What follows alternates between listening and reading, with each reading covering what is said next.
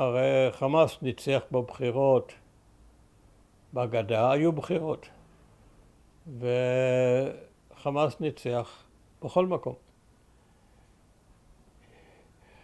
את הניצח צריכים קצת לסייג, מפני שאלה היו בחירות אישיות, נבחרו מועמדים, לא רשימות ארציות כמו שמקובל אצלנו, שזו שיטה הרבה יותר דמוקרטית, ושכל כל נחשב. בבחירות אישיות נבחר נציג וכל הקולות שניתנו לנציגים אחרים הולכים לאיבוד. אז אלה היו בחירות אישיות,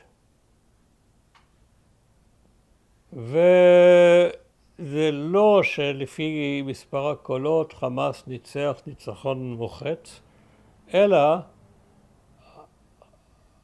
פתח ושותפיו לא יכלו להסכים ביניהם על המועמדים בכל מחוז. אז בכל מחוז הופיעו 2, 3, 4 מועמדים מטעם פתח ואחד מתוך חמאס, וכך חמאס ניצח.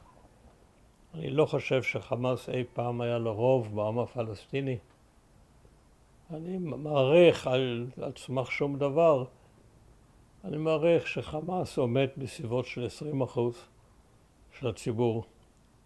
אבל היו בחירות, הוקמה ממשלת אחדות, בלחץ אמריקה וישראל התפוצץ, הבחירות בוטלו, וחמאס השתלט על רצועת עזה, עשה שם הפיכה. יש לי תמיד ויכוח עם העורך האנגלי שלי.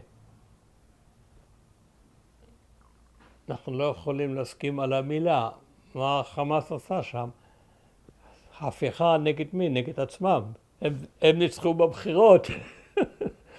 אז קשה לקרוא לזה הפיכה, אבל זה כן הייתה הפיכה, שזה נעשה באלימות. אפילו הרגו כמה אנשים. ויש לנו שתי פלסטינות עכשיו, וישראל מאוד מרוצה. היחס של ישראל לשתי הישויות האלה הוא יחס מאוד מסובך. חמאס לא רוצה שלום. חמאס הוא במלחמה אוטומטית עם ישראל.